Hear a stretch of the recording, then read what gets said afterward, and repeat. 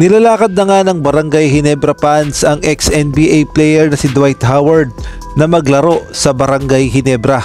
May kumakalat kasi na video kung saan makikita ang mga Barangay Ginebra fans na hinihikayat itong si Dwight Howard na maglaro sa Barangay Ginebra, kaya naman panoorin natin ang nasabing video.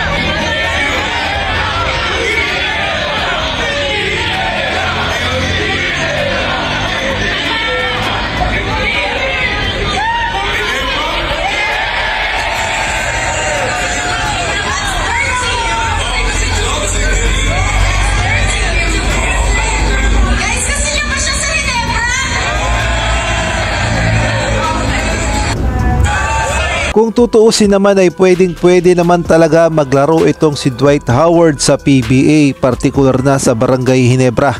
Dahil masasabi nating package na talaga si Dwight Howard, malakas sa ilalim, shot blocker, may tira sa perimeter at minsan ay may tira pa sa labas, kaya wala nang masasabi kay Dwight Howard at pwede talaga siya maglaro sa Barangay Ginebra.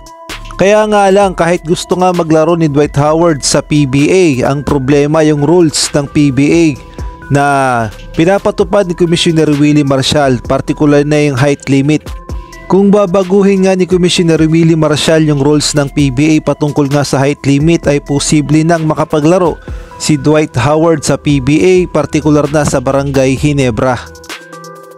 Sa ibang balita naman, ayon nga sa headlines ng Manila Times, ang SBP nga o ang Gilas Pilipinas program ay kinukonsider nga si Coach Tim Cone at gayon na rin si Coach Tab Baldwin bilang head coach ng Gilas Pilipinas.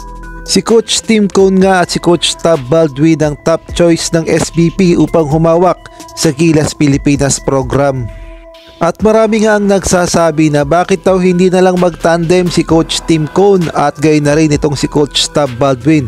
Total ay pareho naman silang magaling humawak ng Gilas Pilipinas at pareho na rin silang meron na patunayan nung hinawakan nga nila ang Gilas Pilipinas, kaya naman perfect combo raw talaga o perfect tandem daw kung sakasakali kung papayag ang SBP na parehong mag-coach si Coach Tim Cone at gayon na rin si Coach Tab Baldwin at hawakan nga nila ang Gilas Pilipinas, lalong-lalo na magkakaroon na nga ng FIBA Asia Cup qualifiers sa February, tapos naman sa July magkakaroon nga ng Olympic qualifiers, kaya naman kailangan na talaga ng magiging head coach ng Gilas Pilipinas. Kung kayo naman ang tatanungin, ano sa tingin nyo, perfect tandem ba ang tambalang Coach Tim at Coach Tab Baldwin para sa Gilas Pilipinas? Maaari kayong mag-comment dyan sa baba.